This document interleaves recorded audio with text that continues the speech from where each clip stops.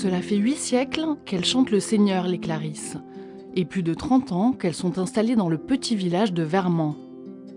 Exceptionnellement, elles ont accepté de nous ouvrir pendant quelques jours les portes de leur monde clos, que l'on passe de l'autre côté de la clôture qui sépare notre univers du leur.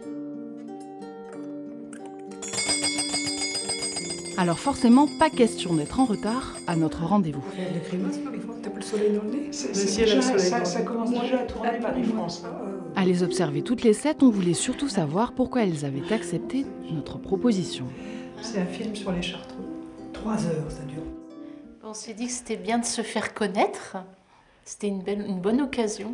Qu'on puisse montrer le vrai visage de notre vie et qu'on n'est pas toute la journée à la chapelle les bras en croix, mais qu'on travaille. Dire que Dieu existe et qu'on peut lui consacrer toute sa vie et que ça y rend heureux.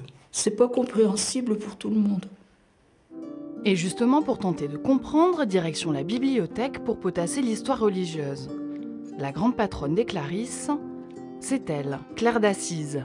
Née au XIIe siècle, issue de la riche aristocratie italienne, elle quitte tout pour adopter le mode de vie de Saint François.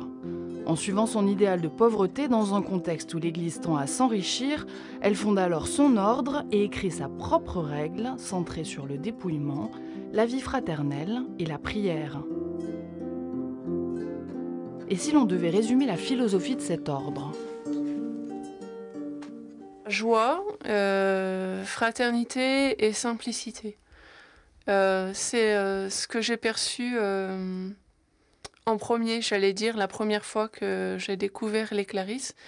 Et c'est ça qui m'a saisie. Et je crois que c'est parce que ça résume bien l'esprit de Claire et François. Ici, c'est le Seigneur qui donne le tempo.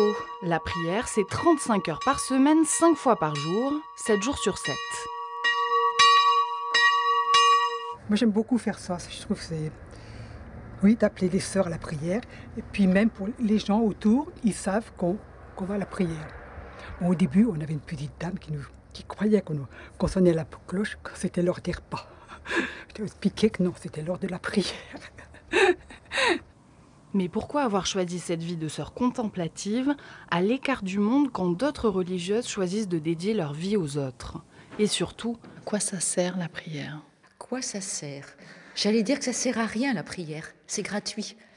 Et avec Dieu, ce qui est extraordinaire, c'est que quand on est en vis-à-vis avec lui, qu'on se laisse regarder par lui et qu'on le regarde, eh bien on retrouve tous ceux qui vivent avec nous, tous ceux qui nous lancent des appels, qui sont dans la détresse ou qui ont des grandes joies qu'ils nous partagent. Confier vraiment au Seigneur toutes ces situations difficiles qui nous sont confiées. Situations personnelles, les situations à l'échelle mondiale. On est complètement impuissant. Et pour moi, la prière, c'est de pouvoir confier tout ça au Seigneur et de demander que lui, il agisse. Voilà. Et je me dis que si on est beaucoup à lui demander pour qu'il agisse, il va agir. Demain, nous poursuivrons notre immersion au monastère. Nous découvrirons que les sœurs ne passent pas leur vie à contempler le ciel. Non, non, elles travaillent aussi, pour être en communion avec le monde et assurer la survie de leur communauté.